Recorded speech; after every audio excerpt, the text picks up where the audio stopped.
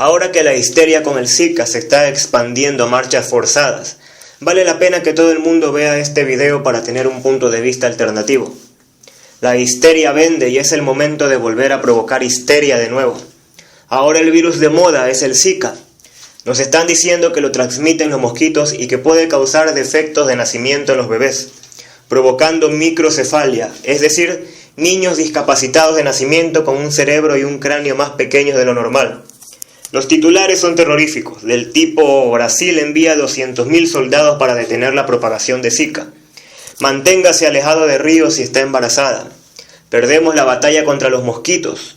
O virus amenazando 2 continentes. La histeria repentina llega al punto de que diarios como el Daily Mail indica que las mujeres embarazadas están siendo advertidas de no viajar a 22 países de América Latina y África. Varios casos de Zika ya se están reportando en Italia, el Reino Unido y España, así como Dinamarca o Suecia. Un artículo llamativo lo encontré en el Washington Post, titulado "A medida que el virus Zika se propaga, El Salvador pide a las mujeres que no se queden embarazadas hasta el año 2018. El artículo continúa diciendo: "La rápida propagación del virus Zika ha llevado a los gobiernos latinoamericanos a instar a las mujeres a no quedar embarazadas durante un máximo de 2 años. Una preocupación extraordinaria dirigida a evitar los defectos de nacimiento que se creen que están vinculados a la enfermedad transmitida por mosquitos. Se trata de un fenómeno nuevo con una capacidad potencia para cambiar la cultura en varias naciones, donde se ha pedido a las poblaciones que retrasen la procreación. La Organización Mundial de la Salud dice que al menos 20 países o territorios de la región, entre ellos Barbados y Bolivia, Guadalupe y Guatemala, Puerto Rico y Panamá, han registrado la transmisión del virus. Así que ahora tenemos gobiernos advirtiendo a las mujeres de que no queden embarazadas. Parece un nuevo método de despoblación.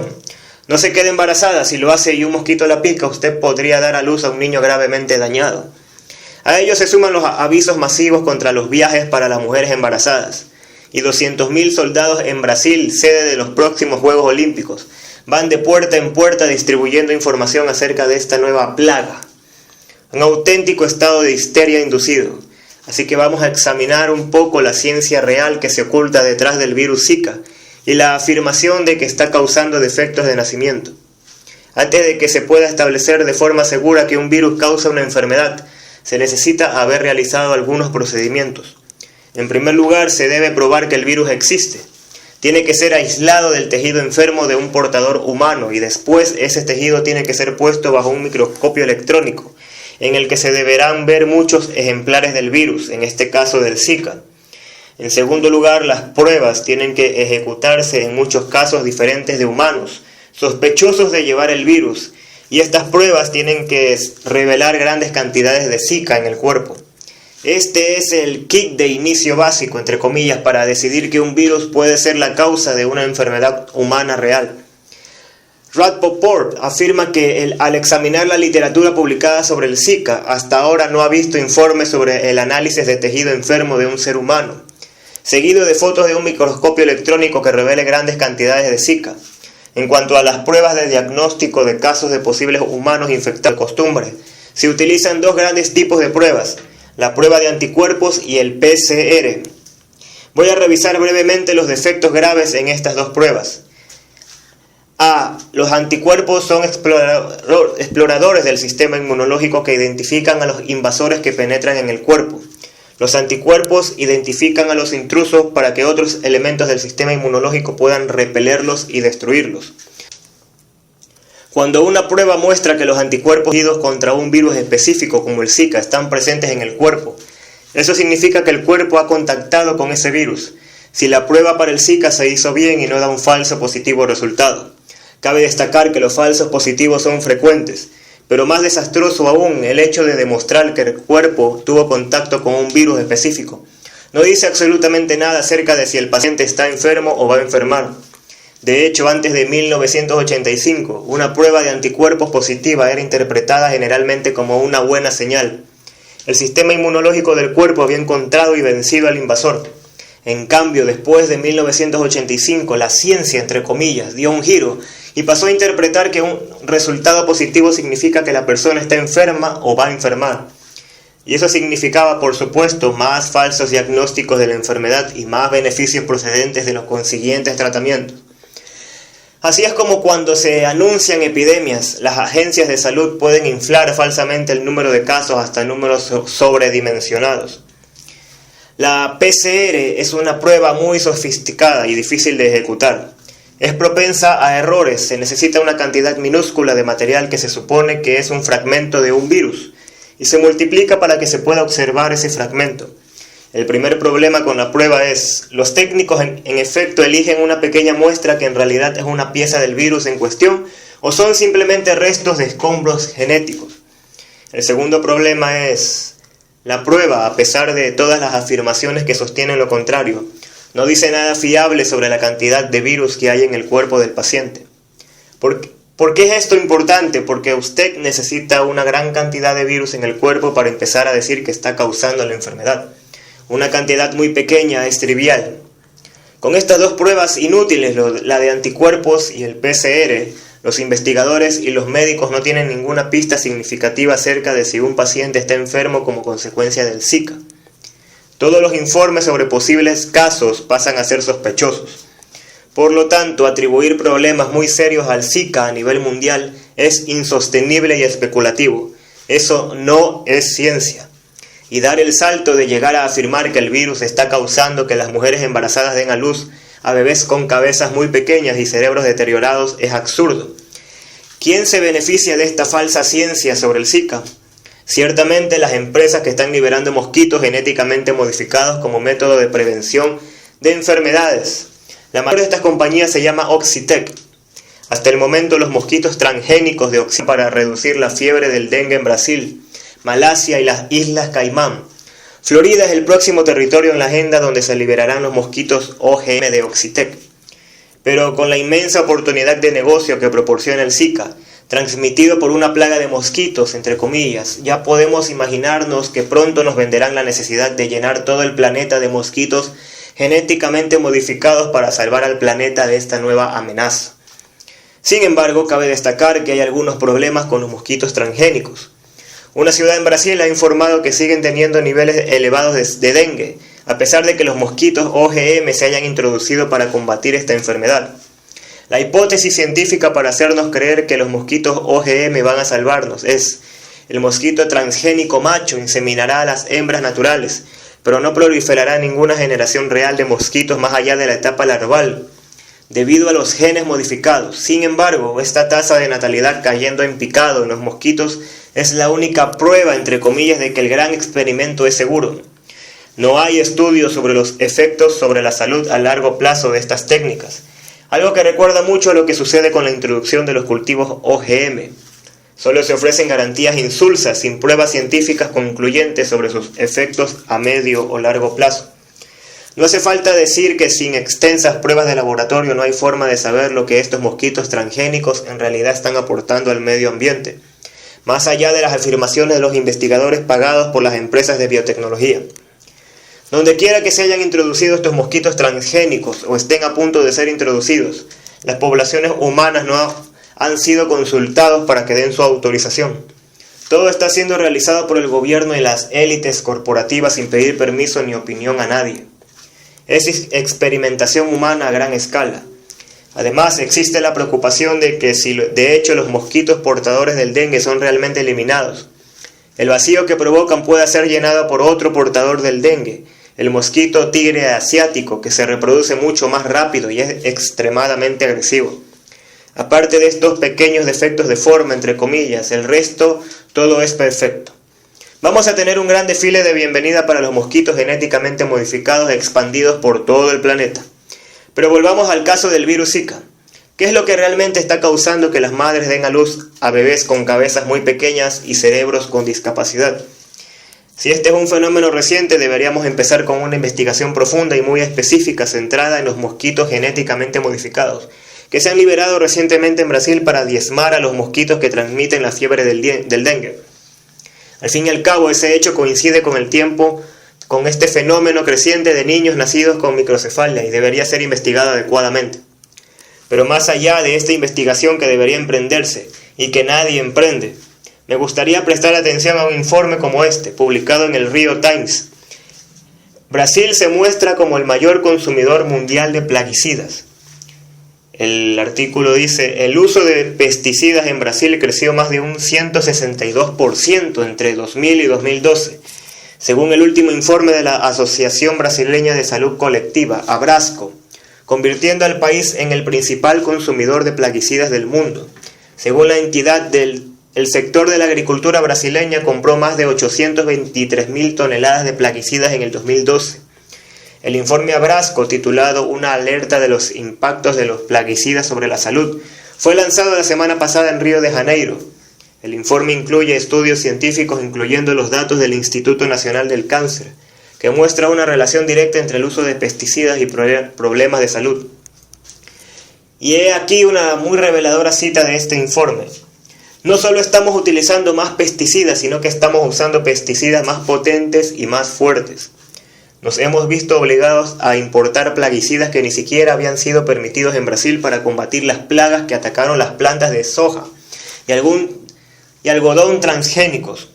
22 de los 50 principales ingredientes activos utilizados en los plaguicidas en Brasil hoy en día han sido prohibidos en la mayoría de los países.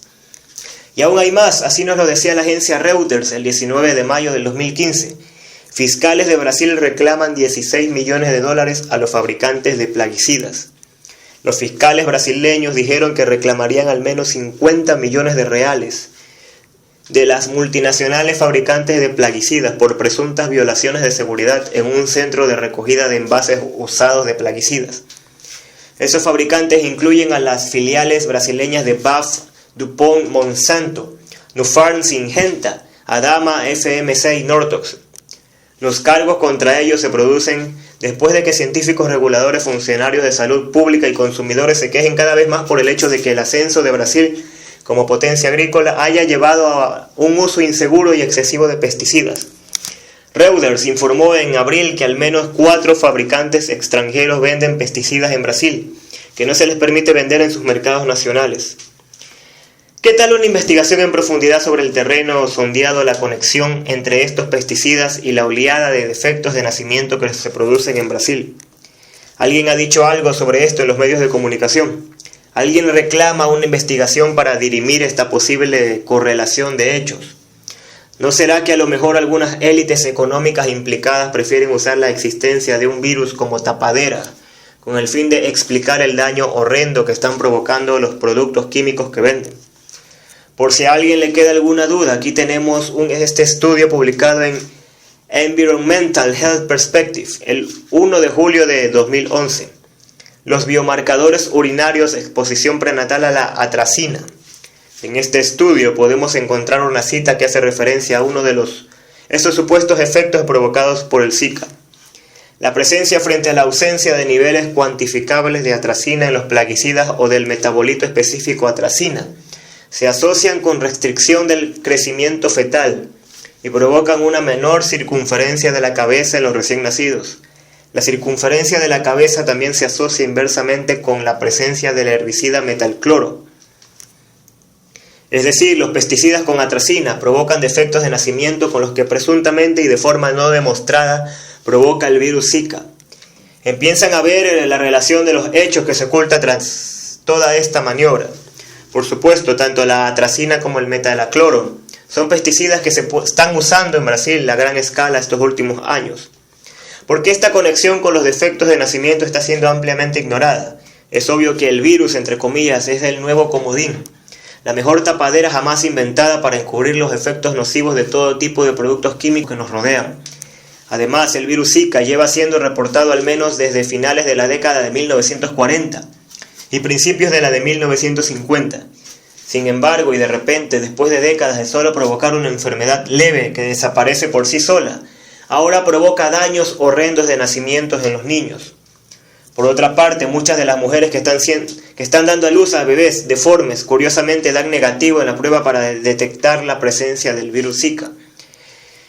Ya hemos hablado de que los pesticidas utilizados a gran escala en Brasil pueden provocar estos mismos defectos de nacimiento, tal y como demuestran múltiples informes científicos previos ampliamente ignorados por los medios. Pero tenemos más sospechos como por ejemplo la vacuna DAP, tosferina, difteria, tétanos.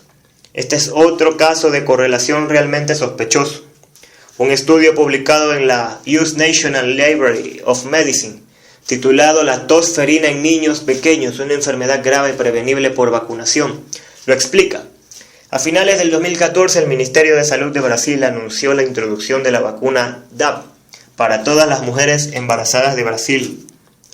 Obviamente las mujeres embarazadas son el grupo objetivo. En estos momentos se están dando a luz bebés con cabezas más pequeñas y daños cerebrales.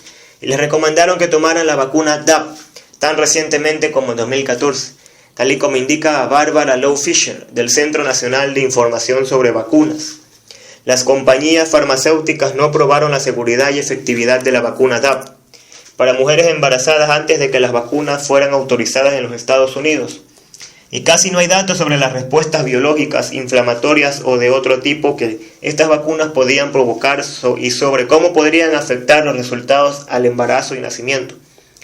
La Administración de Alimentos y Medicamentos enumera las vacunas contra la gripe y TB como agentes biológicos, Pregnancy Category B o C, lo que significa que la prueba adecuada no se ha hecho en humanos para demostrar la seguridad para las mujeres embarazadas y no se sabe si las vacunas pueden causar daño fetal o afectar la capacidad de reproducción.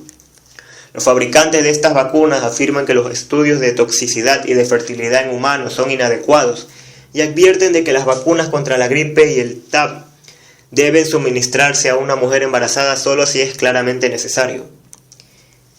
Y puestos a utilizar la ciencia para encontrar las posibles causas a esta oleada de niños nacidos con malformaciones, también podríamos considerar otros factores como la desnutrición endémica grave, la pobreza extrema o la falta de saneamiento básico que se produce en muchas partes de Brasil o América Latina y que afectan mucho más a personas pobres con un sistema inmune deprimido y que resultan ser más vulnerables a todo tipo de dolencias y enfermedades. A todo ello, añado la inminencia de los Juegos Olímpicos de Río y que se producirán en agosto. Hay varios escenarios que podrían jugarse en frente de una audiencia televisiva global. Los propios Juegos Olímpicos podrán ser utilizados para crear la imagen de una especie de pandemia mundial. Será una vacuna contra el Zika mágicamente descubierta y se precipitará su producción en el momento justo para mostrar como si fuera un gran anuncio planetario, a colas de ciudadanos caminando obedientemente a recibir esas vacunas antes y durante los Juegos, como todos los focos estén sobre Brasil. Uno de los objetivos que se pueden alcanzar al fabricar una epidemia falsa es, aparte del negocio inmediato, crear un escenario de miedo inducido que lleve a la población a obedecer ciegamente los dictados médicos y gubernamentales. De repente el germen invisible se convierte en una suerte de pequeña terrorista que solo la oportunidad pertinente puede combatir. Vale la pena pensar sobre esto, justo cuando empieza el bombardeo mediático masivo para inculcarnos el nuevo virus de moda. Como comentario breve adicional, quiero añadir un hecho que no debería ser pasado por alto. La paranoia inducida hacia el virus Zika no solo está siendo ampliamente promovida por los medios occidentales, sino que ella se ha sumado con todo su aparataje mediático, la cadena RT, controlada por el Kremlin, que está contribuyendo esforzadamente en la promoción de esta paranoia, tal y como también ha hecho a la hora de promocionar la imagen del terror difuso de Estado Islámico. Y lo hace justo ahora que parece que las relaciones entre Occidente y Rusia empiezan a relajarse, y se intuye que Rusia tendrá el papel coprotagonista que Putin reclamaba para el nuevo orden mundial. Da que pensar que todos vayan a una, ¿no?